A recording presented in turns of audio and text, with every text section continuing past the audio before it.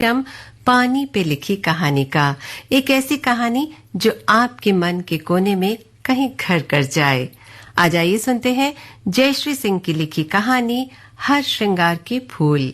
एक बात और कह दूं, अगर ये कहानी आपको अच्छी लगती है या कुछ और कहना चाहते हैं इस कहानी के बारे में, तो हमें जरूर मैसेज करें व्हाट्सएप पर।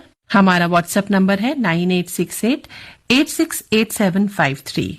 इस पर आप हमें मैसेज कर सकते हैं। इसके अलावा आप हमें ईमेल भी कर सकते हैं। हमारा ईमेल एड्रेस आप सभी को मालूम है, fmgold@airdelhi@gmail.com। दोस्तों, हमें आपके संदेश की प्रतीक्षा रहेगी। आपके संदेश हमें अगली कहानी को और अच्छा करने के लिए प्रेरित करते हैं। तो आइए सुनते हैं ये कहानी हर श्रृंगार के फूल।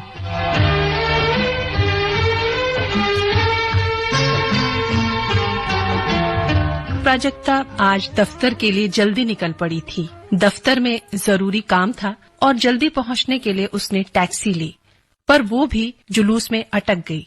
ओहो, कहाँ फंस गई? 10 बजे मीटिंग शुरू होने वाली है और उससे पहले मुझे दफ्तर पहुंचना जरूरी है। फॉरेन डेलीगेट्स के साथ आज सीईओ साहब भी आने वाले हैं। ओहो, ये ट्रैफिक का हाल, तंग आ गई मैं। ओहो, और कितनी दूर तक ऐसे ही चलना होगा भैया? अरे मैडम, अभी क्या बोलेगा, ये हर साल का है। इधर जुलूस निकला, उधर ट्रैफिक जाम। ये मंदिर के सामने हर साल आज के दिन मस्त जतरा लगता है। अभी आज के दिन आपको थोड़ा सा झेलना पड़ेगा मैडम, लेकिन टेंशन नहीं लेने का मैडम, अपन पहुंचा देंगे आपको। हाँ हाँ, तुम तो पहुंचा दोगे, लेकिन एक काम करो भैया, आप टैक्सी रोको, मुझे यहीं उतार दो। यूं ही बैठे बैठे इंतजार में और समय गंवाना उसे गवारा न था। वो टैक्सी छोड़कर पैदल ही चल पड़ी। भीड़ इतनी ज्यादा थी कि ऑफिस पहुंचने में भी देरी हो गई। प्राजक्ता प्रेजेंटेशन दे नहीं पाई। सीईओ साहब से डांट पड़ी, सो अलग। कितनी तैयारियां की थी उसने आज के दिन के लिए। पूरे दिन प्राजक्ता का मन उदास रहा। ठीक से लंच भी न ले पाई। शाम को बुझे मन से घर पहुंची तो माँ ने पूछा, अरे बन्नो रानी, तुमने बनारस का टिकट निकाल लिया कि नहीं? ओह माँ, काम में मैं बिल्कुल भूल गई। मेरी प्यारी माँ, मेरी अच्छी माँ। तू कितनी अच्छी है, तू कितनी भोली है, प्यारी प्यारी है।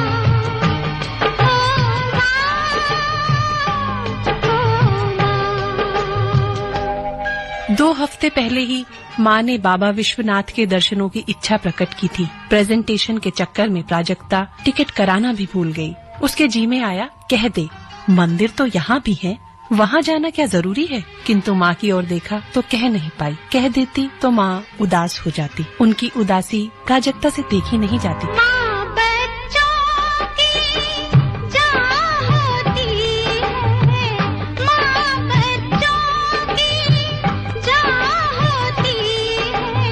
वो होते हैं किस्मत वाले जिनके माँ होती है। कितनी सुंदर है, कितनी शीतल है, न्यारी न्यारी है। ओ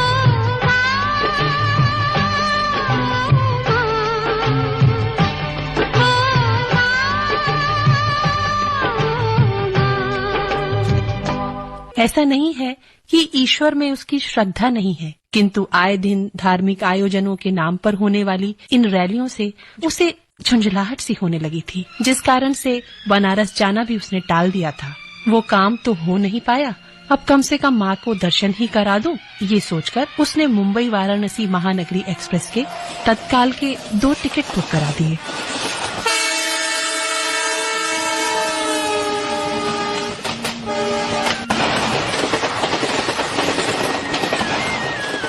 आज प्राजक्ता अपनी माँ के साथ वाराणसी में थी। गंगा तेरा पानी अमृत झरझर बहता जाए, युग युग से इस देश की धरती तुझसे जीवन पाए। गंगा तेरा पानी अमृत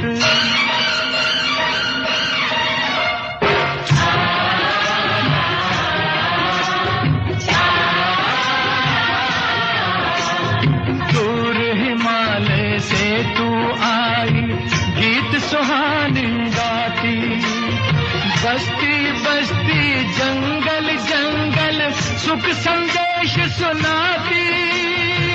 तेरी चांदी जैसी धारा मीलों तक लहराए। गंगा तेरा पानी अमृत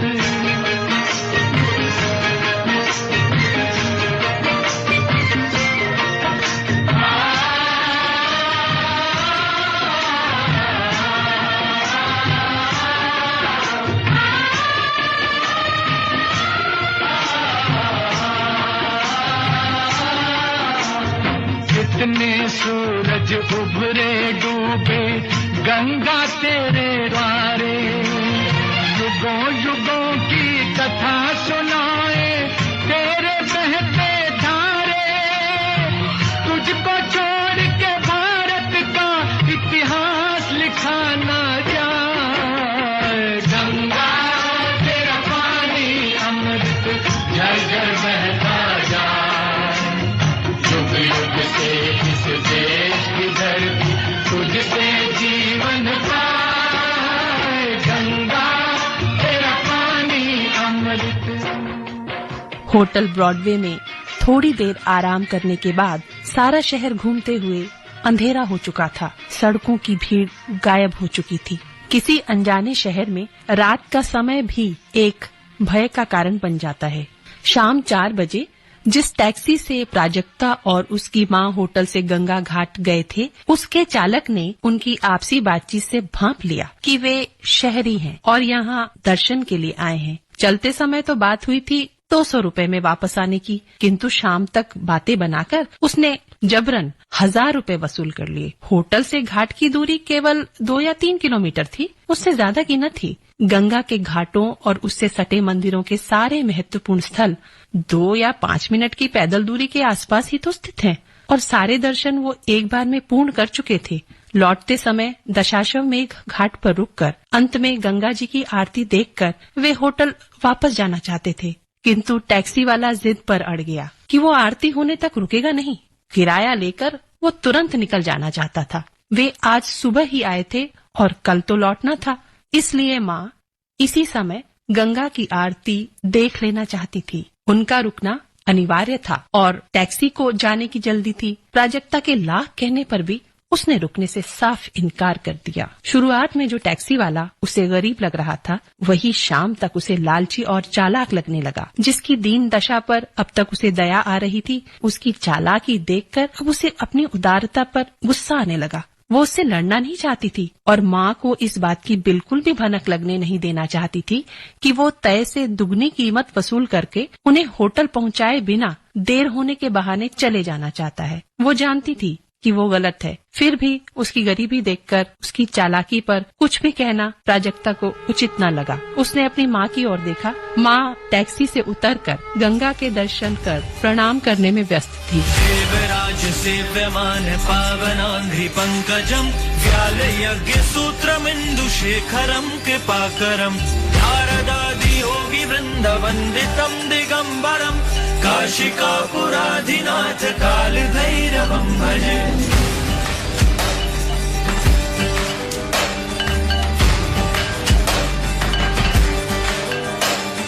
भानुकोटि भास्वरं भवाब्धितारकं परं नीलकण्ठमिप्सितार्थदायकं त्रिलोचनं कालकालमम्बुजाशमक्षशूलमक्षरं काशिकापुराधिनाथ काल भैरवं भजे।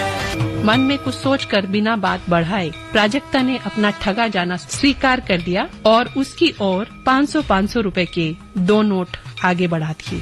करारे नोट जेब के हवाले कर टैक्सी वाला टैक्सी मोड़कर तेजी से निकल गया। उसने आज ही माँ से सुना था। अरे इतिहास से जुड़ा इलाका है, हम तो कह रहे थे कि हम पैदल ही चले जाएंगे। यहाँ तो लोग 2-3 किलोमीटर की दूरी पैदल चलकर ही तय कर लेते हैं। अरे माँ, तो ऐसी हालत में तुम्हें क्या मैं पैदल लेकर आती यहाँ पर दर्शन के लिए?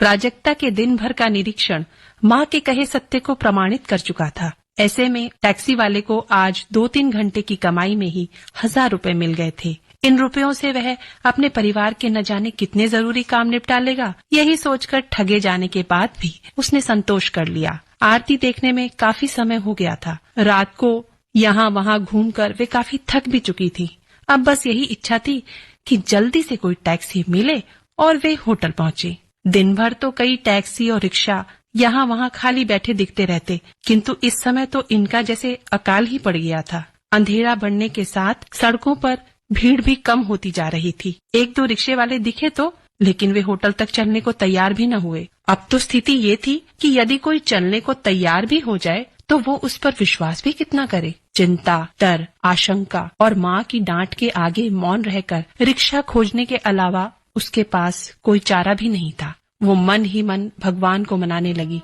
बाबा विश्वनाथ की भूमि पर उन्हीं से सुरक्षा और सहयोग की प्रार्थना करने लगी। तभी पीछे से लगभग 70 की उम्र का एक बूढ़ा धीरे धीरे रिक्शा खींचता हुआ उनके पास आया। उसकी उम्र और उसकी दशा देखकर प्राजक्ता ने उसे अनदेखा करने की भरसक कोशिश भी की, पर शायद उसने दूर से ही उन्हें रिक्शा रुकवाते हुए देख लिया था। उसके पास आकर पूछा, कहाँ जाओगी बेटी? प्राजक्ता की समझ में नहीं आ रहा था कि उसे क्या करना चाहिए। वे 2 लोग और वो बूढ़ा। उत्तर में देरी होते देख उसने अपना प्रश्न दोहरा दिया। अरे बताओ बेटा, कहाँ जाओगी? उसे लगा कि शायद इसे पैसों की जरूरत है, तभी तो जब अधिकांश रिक्शे वाले घर जा चुके हैं वो अभी भी अकेला सवारी की तलाश में रिक्शा लिए सड़क पर घूम रहा है। प्रत्युत्तर के लिए वो देर तक उनकी ओर देखता रहा। बड़े संकोच से प्राजक्ता ने कहा, होटल ब्रॉडवे। उसने बड़ी गंभीरता से जवाब दिया। ठीक है, तो बैठ जाइए, छोड़ देंगे। ज्यादा नहीं, 20 रुपए दे देना। अरे नहीं बाबा, हमें रिक्शे की जरूरत नहीं है बाबा। अरे बैठ जाओ बिट्टी, अब पैदल कहाँ जाओगी? अजनबी शहर है, जहाँ कहोगी छोड़ दूंगा। मैं तो मुसाफिर को उसकी मंजिल तक पहुँचाने का ही काम करता हूँ। क्या? अरे तुम बैठोगी तो इस गरीब को एक बखत का खाने का दाना मिल जाएगा बेटा। 2 दिन हो गए अन्न का दाना नहीं गया पेट में बेटा। अच्छा ठीक है। बोलो कहाँ छोड़ दूं तुमको? होटल ब्रॉडवे चलना है बाबा। अरे तो बिल्कुल छोड़ देंगे बेटा, बिल्कुल छोड़ देंगे। अब बैठिए, अब बैठिए, बैठिए, आप भी बैठिए, बहन जी आप भी बैठिए। ज्यादा नहीं, 20 रुपया दे देना, बस बहुत है। क्या 20 रुपए? प्राजक्ता का अंदाजा सही था। उस गरीब के लिए उस समय 20 रुपए भी रात के भोजन के लिए पर्याप्त थे। डूबते को तिनके का सहारा। एक पल को लगा जैसे नियति ने उन्हें एक दूसरे की सहायता के लिए ही भेज दिया है। वे रिक्शे पर बैठ गए और धीमी गति से रिक्शा खींचता वो चल पड़ा। प्राजक्ता ने मन ही मन भगवान से पूछा, हे बाबा विश्वनाथ, तेरी नगरी में भी लोगों की ये हालत है?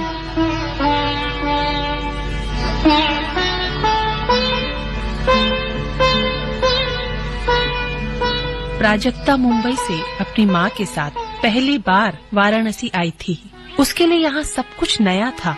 उसने बचपन से ही बनारस के घाटों का बड़ा नाम सुना था। मन ही मन बनारस की छवि उसके कच्चे मानस पर रच बस गई थी। चलते समय उसके मन में भी बाबा विश्वनाथ की काशी को देखने का बड़ा कौतूहल था। मन में श्रद्धा और जिज्ञासा लिए माँ के कहने पर उन्हें साथ लेकर वह वाराणसी आई थी। महिमा काशी विश्वनाथ की, महिमा काशी विश्वनाथ की।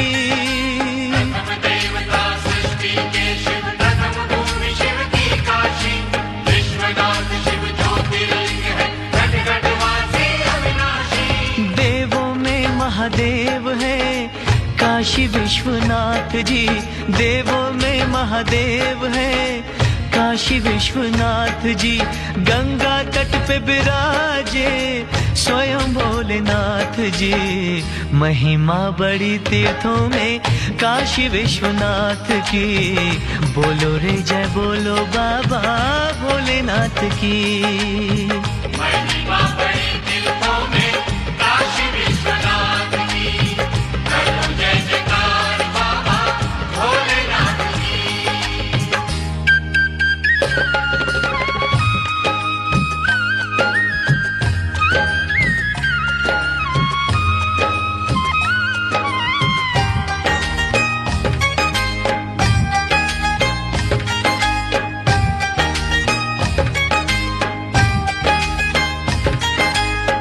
गंगा अपने अमृत जल की धारा बन के बहती है। काशी की पावन भूमि को मोक्ष धाम मां करती है। ओ जो भी जल में नहाता उसको स्वर्ग का सुख देती है। दशाश्वमेध घाट प्राणी तरे नहात। दशाश्वमेध घाट प्राणी तरे नहात। गंगा तट पे विराजे स्वयं भोलेनाथ जी। महिमा बड़ी तीर्थों में काशी विश्वनाथ की। बोलो रे जय बोलो बाबा भोलेनाथ की। महिमा बड़ी तीर्थों में काशी विश्वनाथ की। करो जय जयकार बाबा भोलेनाथ की। महिमा काशी विश्वनाथ की। महिमा काशी विश्वनाथ की। प्रथम देवता सृष्टि के शिव, प्रथम भूमि शिव की काशी। विश्वनाथ शिव ज्योतिर्लिंग है, घट घट वासी अविनाशी। लाखों भक्तगण शिव के नाम पर दक्षिण पश्चिम पूरे भारत सहित देश विदेश के कोने कोने से भगवान की कृपा पाने के लिए आस लिए चले आते हैं। आंखों देखे इस यथार्थ से अचंभित सारी बातों का चिंतन मनन करती हुई वो सामान्य रूप से गतिशील उस रिक्शे वाले के पैरों की ओर देखती रही। वो बड़ी मेहनत से संभल कर पैडल मारता हुआ रिक्शा चला रहा था। होटल पहुंचते ही रिक्शे से उतरकर सेवा पूर्ण कर देने की मुद्रा में वो विनीत भाव से खड़ा हो गया। उसने प्राजक्ता से कहा, ला बिट्टी आ गया। यहीं थोड़ी दूर रहता हूँ बिट्टी। यदि कल कहीं जाना हो ना तो बता देना, भुनसारे सवेरे सवेरे आ जाऊंगा। बाबा, ऐसे तो हम सारा बनारस घूम चुके हैं, लेकिन माँ की बड़ी इच्छा है कि एक बार फिर से बाबा विश्वनाथ के दर्शन करें। तो एक काम करना बाबा, तुम 7:30 बजे फिर से सुबह आ जाना, ठीक है? बिटिया, हम बिल्कुल आ जाएंगे, चिंता न करो। हाँ, अच्छा चलते हैं। अगली सुबह 7:30 बजे चाय नाश्ता निपटाकर वे कमरे से बाहर निकलने ही वाले थे कि फोन की घंटी बजी। फोन रिसेप्शन से था। मैनेजर ने प्राजक्ता से पूछा, मैडम, आपने किसी भोले बाबा को बुलाया था क्या? भोले बाबा? नहीं, हमने किसी भोले बाबा को नहीं बुलाया। अरे मैडम, भोले बाबा वो रिक्शे वाला का नाम है। हाँ, रिक्शे वाला बाबा बुलाया था। हम तैयार है, बस निकलने वाले हैं। देखिए मैडम, वो तो सुबह 6:30 बजे से यहाँ पर आकर बैठा है। अच्छा, हम बस तैयार हैं, अभी निकलने ही वाले हैं। इस समय 7:35 हो रहे थे और वो पिछले 1 घंटे से उनकी प्रतीक्षा कर रहा था, जबकि प्राजक्ता ने तो उसे 7:30 बजे आने को कहा था। बाहर निकलकर उसने रिक्शे वाले से पूछा, बाबा, मैंने आपको 7:30 बजे आने के लिए कहा था, फिर आप 6:30 बजे ही क्यों आ गए? वो बड़ी सहजता से बोला, अरे बिट्टी, हमारे पास कोई घड़ी तो है नहीं और न पढ़े लिखे हैं। अब क्या पता क्या समय हुआ है। सूरज देवता को देख के टाइम का अंदाजा लगा लेते हैं। अब हमने सोचा कहीं देर ना हो जाए, तो सूरज उगते ही यहाँ पहुँच गए। अब कोई बात नहीं, हमारी चिंता न करो। दिन के उजाले में उसके चेहरे और हाथ की झुर्रियां साफ दिखाई दे रही थीं। ऊंचा कद, दुबला शरीर, गहरी छोटी आंखें, धूप में झुलसी हुई काली चमड़ी, और ये माथे पर तिलक की जगह कैसा निशान है? अच्छा बाबा, आपका नाम भोले बाबा है? भोले बाबा कह लो, कोई कुछ भी कहता रहता है। गरीब का कोई नाम नहीं होता है बिट्टी। गरीब तो ये आदमी होता है, ये आदमी, ये रिक्शा वाला, बस। जगह जगह सिला हुआ कुर्ता, मैली सी धोती, पैरों में टूटी हुई चप्पल, साथ में पुरानी सी रिक्शा और उखड़े हुए किनारे। उसका और उसके रिक्शे का मुआयना कर कर उसने अपनी माँ की ओर देखा। माँ की आंखों में भी वही सवाल था, क्या इस रिक्शे में बैठना ठीक रहेगा? बूढ़ा गरीब ही नहीं, अत्यंत दरिद्र भी था। उसने हाथ के इशारे से बताया कि यही कुछ दूर पर मेरा घर है। उसके इंगित दिशा की ओर उन्होंने देखा तो होटल से कुछ ही दूरी पर सड़क किनारे पर एक टूटा हुआ झोंपड़ा दिखाई पड़ा। झोंपड़े के आसपास हर सिंगार का एक पेड़ था। इतना सब देखने और जानने के बाद ना कहने का तो कोई कारण ही नहीं था। प्राजक्ता ने संभाल कर माँ को रिक्शे पर चढ़ाया। सीट के किनारे की टिन जगह जगह से उखड़ी हुई थी। चढ़ते समय कपड़ों के किनारों के फंसने और फटने के डर से वो भी बहुत संभल कर बैठी। इस बीच वो रिक्शे को कस कर पकड़ा रहा। अपने रिक्शे की स्थिति को वो उनसे बेहतर जानता था। उनके बैठ जाने के बाद रिक्शे वाले ने रिक्शे के हैंडल पर टंगा हुआ अपना गमछा निकाला और बड़े धैर्य से गमछे की गांठ को खोलकर उसे प्राजक्ता की ओर बढ़ा दिया। प्राजक्ता ने चौंक कर पूछा, ये क्या है और मुझे क्यों दे रहे हैं आप? गमछे में हर सिंगार के ढेर सारे ताजे और खुशबूदार फूल थे। उसके इस व्यवहार से प्राजक्ता को बड़ा ताज्जुब हुआ।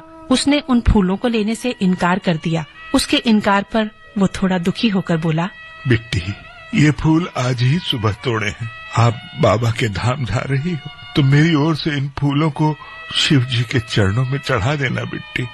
क्या? नहीं, गलत नहीं समझो, गलत नहीं समझो। मैं समय पर नहा धो नहीं पाता ना बेटा। अब कभी नहा धो भी लूं तो पहनने के लिए दूसरा कपड़ा नहीं है। यही एक जोड़ी कपड़ा है, यही धोता हूँ, यही पहनता हूँ। अब कभी नहाता हूँ तो कभी कपड़ा धोता हूँ। बस जब भी कभी कोई सवारी लेकर धाम में आता हूँ ना, तो बस दूर मुखद्वार से हाथ जोड़कर माथा टेक लेता हूँ। आपने कहा था कि आज सुबह बाबा के दर्शन के लिए जाएंगी, इसीलिए सवेरे जल्दी उठकर ताजे फूल तोड़कर लाया हूँ। हाँ, इन्हें मेरी तरफ से उनके दरबार में चढ़ा देना, मेरी हाजिरी लग जाएगी बिट्टी। हाँ, अरे मेरे भक्ति भाव के ये पुष्प उनके चरणों में पहुंच जाएंगे। बस न जाने कभी कृपा हो जाए मेरे ऊपर भी है। वो तो काशी के नाथ हैं, सब कुछ जानते हैं। उन्हीं की कृपा से रोजी रोटी मिल रही है बेटा। बस मना मत करो बेटा, ले लो ले लो। बूढ़ा शिवजी की अदृश्य कृपा पर पूर्ण रूप से कृतज्ञ था और आभार में उन्हें अपने श्रद्धा सुमन अर्पित करना चाहता था। उसकी इस दयनीय दशा को देखने और अब तक की बातें सुनने के बाद प्राजक्ता की हिम्मत नहीं हुई कि वो उससे आगे कुछ कहे या पूछे। हाँ बाबा, बिल्कुल, लाइए दीजिए ना, मैं इन्हें संभाल के रख लेती हूँ। प्राजक्ता ने एक पन्नी में सारे फूल समेटकर पर्स में रख लिए। बूढ़ा गंभीर मुद्रा में रिक्शे पर बैठकर पैडल चलाने लगा। वो सड़क के उस पार पहुँचे ही थे कि उनकी रिक्शा में कुछ खट की आवाज आई और रिक्शा रुक गया। उसने पूछा, अरे क्या हुआ बाबा, ये आवाज कैसी थी? कुछ नहीं बिट्टी, कुछ नहीं, चेन उतर जाती है। अभी ठीक किए देता हूँ, अभी ठीक किए देता हूँ, देर नहीं होगी। 2 मिनट में कुछ ठीक कर वो पूर्ववत रिक्शा चलाने लगा। विश्वनाथ गली तक पहुंचने में यही क्रम 2-3 बार चलता रहा। वो जानता था कि उसके रिक्शे का मर्ज क्या है, किंतु वो उसका इलाज कराने में असमर्थ था, इसलिए खुद ही कुछ काम चलाऊ उपाय करके आगे बढ़ता जाता। मुख्य मंदिर मार्ग पर पहुंचकर वो एक किनारे रिक्शा लेकर खड़ा हो गया। प्राजक्ता ने उसे 500 रुपए देने की कोशिश की, किंतु उस संतोषी जीव के लिए कल के दिए 50 रुपए ही बहुत थे, इसलिए उसने आज कुछ भी लेने से इनकार कर लिया। प्राजक्ता चाहती थी कि वो उन रुपयों को ले ले, और वो था कि मेहनत से अधिक कुछ भी लेने के लिए तैयार न था। कुछ पल ठहर कर उसने कहा, ले लीजिए न बाबा, इनकार ना कीजिए। अरे बिट्टी, जब तक हाथ पाँव चलते हैं तब तक क्यों किसी के आगे हाथ फैलाऊं? अच्छा भोले बाबा, मत फैलाओ हाथ। पर बताओ, अगर आपकी बेटी देती तो आप ना लेते? बिट्टी भी कहते और लेते भी नहीं। अरे बिट्टी, बेटिया तो तुम हो ही मेरी, इसीलिए तो मैं आया हूँ। क्या मतलब? मेरा मतलब है कि तुम भगवान के दर्शन करने जाओ। हा? जाओ जाओ बेटा, जाओ, जल्दी जाओ, पट खुलने वाले हैं। मुख्य द्वार से प्रवेश कर भीतर आंगन के उस पार मुख्य मंदिर में प्रवेश किया तो पाया कि पट अभी खुला ही नहीं है। कल जिस माली ने उससे फूलों की बड़ी माला लाने को कहा था, वो अभी तक नहीं आया था। समय हो चुका था, वो आता ही होगा, ये सोचकर प्राजक्ता भीतर पट के ठीक सामने बैठ गई। जो भक्त पहले से पहुँचे थे वे आंख मूंद कर संकीर्तन में लीन थे।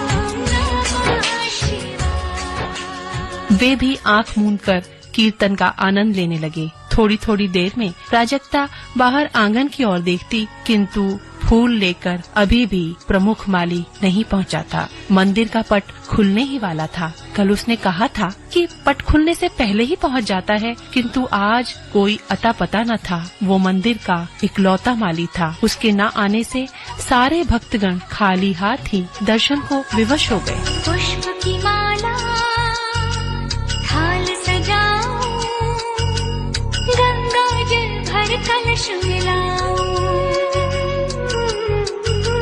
नव ज्योति के दीप जलाऊं, चरणों में नित शीश झुकाऊं। भाव विभोर होके भक्ति में रोम रोम रम जाए, मन मेरा गाए। ओम नमः शिवाय, ओम नमः शिवाय, ओम नमः शिवाय।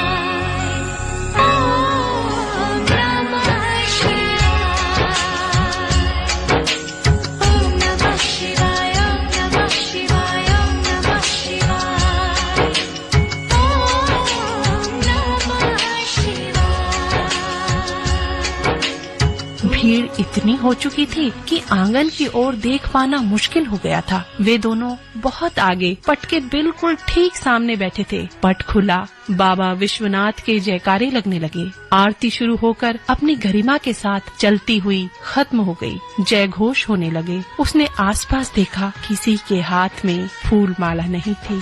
ये स्पष्ट था कि माली अब भी नहीं आया है। उस दिन आरती के बाद श्री काशीनाथ को फूलों की कोई माला न पड़ पाई। उसे बहुत अफसोस हो रहा था कि आज लौटते समय मैं प्रभु को कुछ भी अर्पित नहीं कर पाई। अभियंकर शंकर अविनाशी, मैं तेरे दर्शन की अभिलाषी, जन्मों से पूजा की प्यासी, मुझ पे करना कृपा जरा सी। तेरे सिवा मेरे प्राणों को और कोई ना भाए, मन मेरा गाए ओम नमः शिवाय, ओम नमः शिवाय, ओम नमः शिवाय, ओम नमः शिवाय, ओम नमः शिवाय, ओम नमः शिवाय, ओम नमः शिवाय, ओम नमः शिवाय।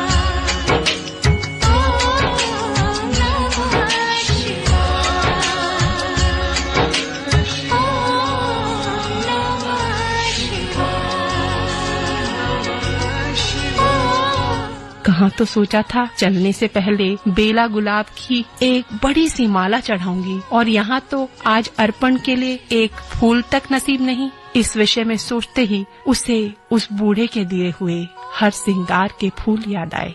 उसने पर्स में से रुमाल में लिपटे हुए फूल निकालकर अंजूरी भरकर हर श्रृंगार के ताजे फूल शिवलिंग पर बिखेर दिए। कुछ पंडित जी को दे दिए। उन्होंने मंत्रोच्चारण के साथ उन्हें शिव जी को अर्पित कर दिया। उस दिन श्री काशीनाथ को अपने उसी भक्त के फूल स्वीकार करने थे जो अपने आप को हर कहीं से दीनहीन मानता था, जो मंदिर में भीतर प्रवेश न कर बाहर से ही शीश झुकाकर अपने मालिक को प्रणाम कर लिया करता था। प्रसाद लेकर वे बाहर निकले। माली अब भी नहीं आया था। दुनिया बनाई मैंने हाथों से, मिट्टी से नहीं जज्बातों से, फिर रहा हूँ ढूंढता मेरे निशान है कहाँ, मेरे निशान है कहाँ, मेरे निशान।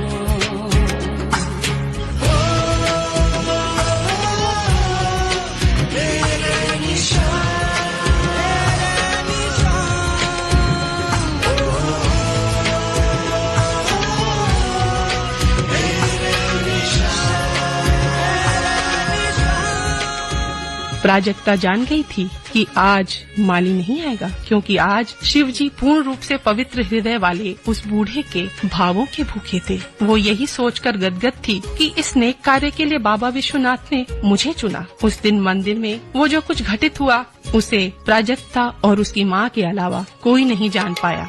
तेरा ही साया बनके तेरे साथ चला मैं, जब धूप आई तेरे सर पे तो छाँव बना मैं।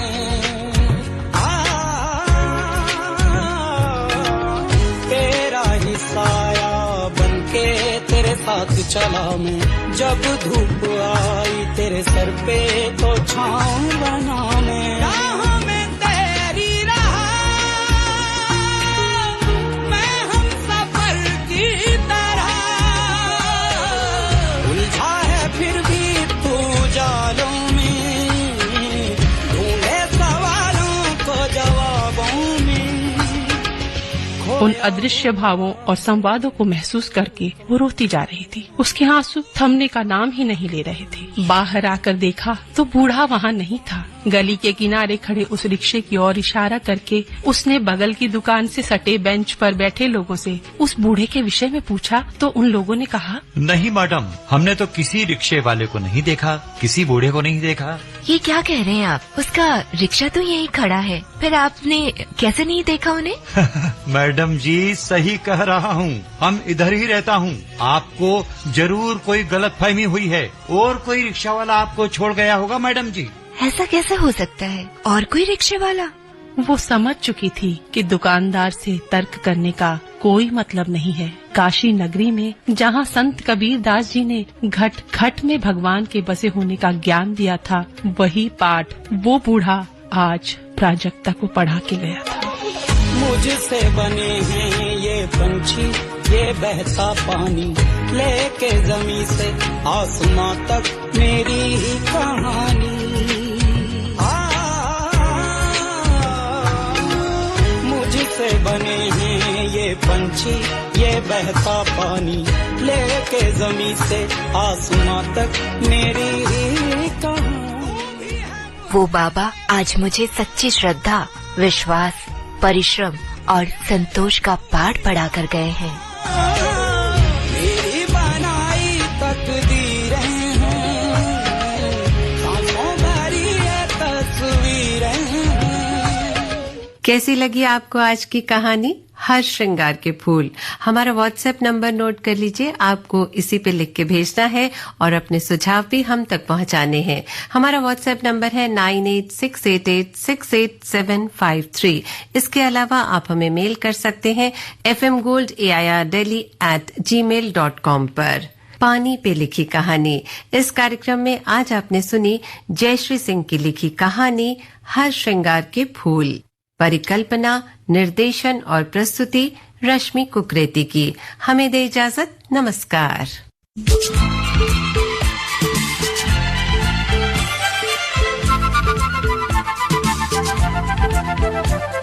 पानी पर लिखी कहानी।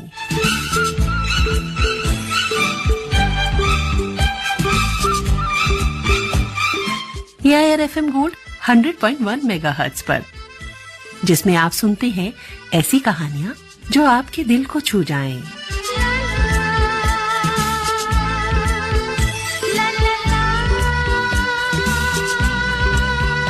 छोटी सी कहानी से, बारिशों के पानी से सारी वादी भर गई।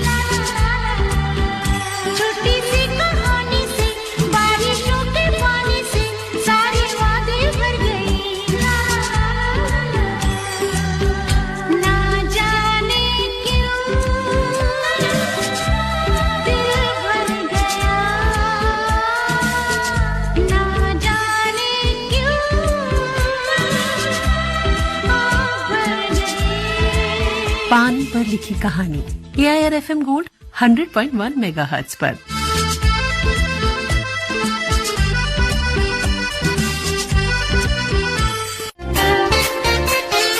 सुरीला सा एक सफर है FM गोल्ड। सुरीली सी एक डगर है FM गोल्ड।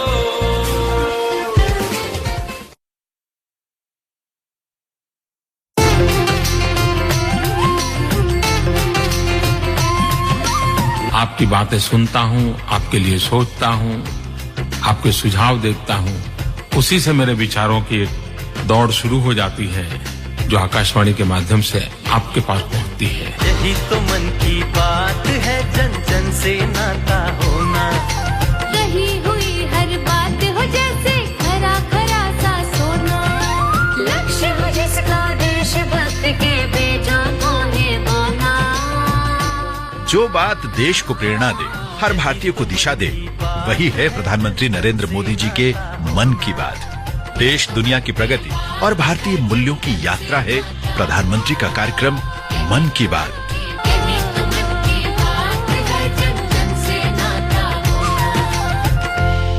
मेरे प्यारे देशवासियों, आपको यह जानकर खुशी होगी कि पूरे भारत में अनेक लोग हैं जिन्हें ज्ञान के प्रसार से अपार खुशी मिलती है। ये वो लोग हैं जो हमेशा इस बात के लिए तत्पर रहते हैं कि हर कोई पढ़ने के लिए प्रेरित हो। मध्य प्रदेश के सिंगरौली की शिक्षिका उषा दुबे जी ने तो स्कूटी को ही मोबाइल लाइब्रेरी में बदल दिया है। वे प्रतिदिन अपने चलते फिरते पुस्तकालय के साथ किसी न किसी गांव में पहुंच जाती है और वहां बच्चों को पढ़ाती है। बच्चे उन्हें प्यार से किताबों वाली दीदी कहकर बुलाते हैं।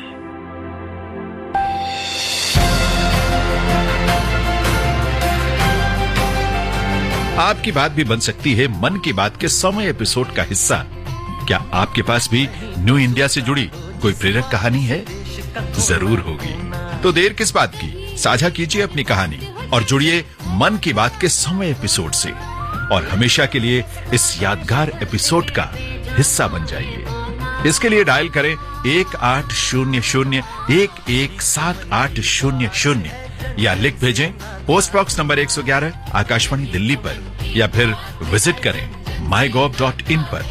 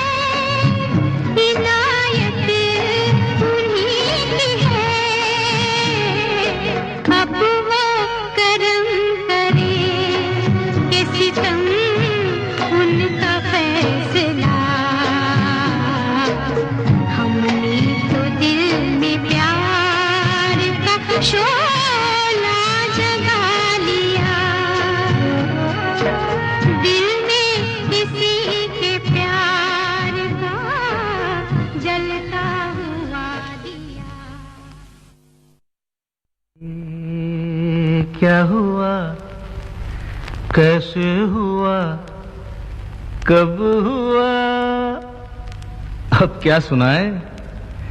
ये क्या हुआ, कैसे हुआ, कब हुआ, क्यों हुआ, जब हुआ, तब हुआ, ओ छोड़ो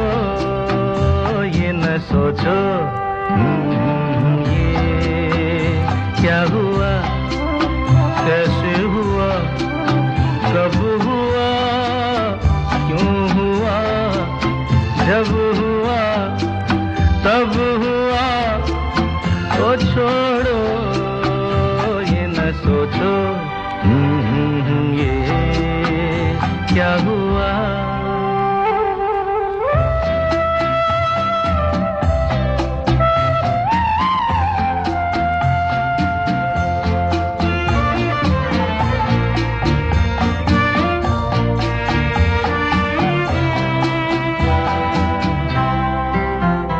हम क्यों शिकवा करे झूठा, क्या हुआ जो दिल टूटा। हम क्यों शिकवा करे झूठा, क्या हुआ जो दिल टूटा। शीशे का खिलौना था, कुछ ना कुछ तो होना था। हुआ ये क्या हुआ, कैसे हुआ, कब हुआ, क्यों हुआ, जब हुआ तब हुआ, ओ छोड़ो ये न सोचो ये क्या हुआ। समझे ना।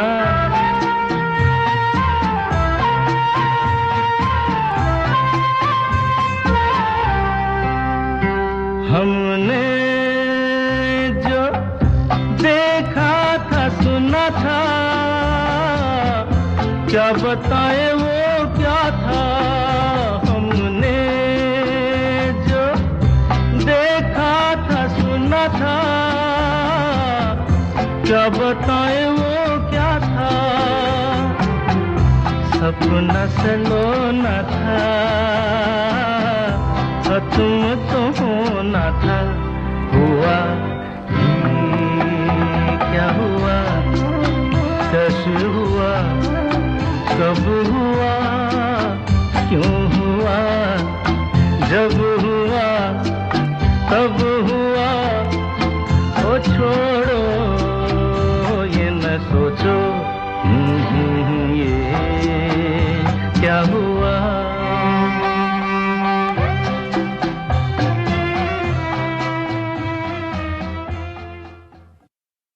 ये IRFM गोल्ड पर श्रोताओं, अभी आप सुन रहे थे फिल्म संगीत और अब वक्त हो गया है समाचारों का। पहले आप सुनेंगे समाचार हिंदी में, उसके बाद अंग्रेजी में।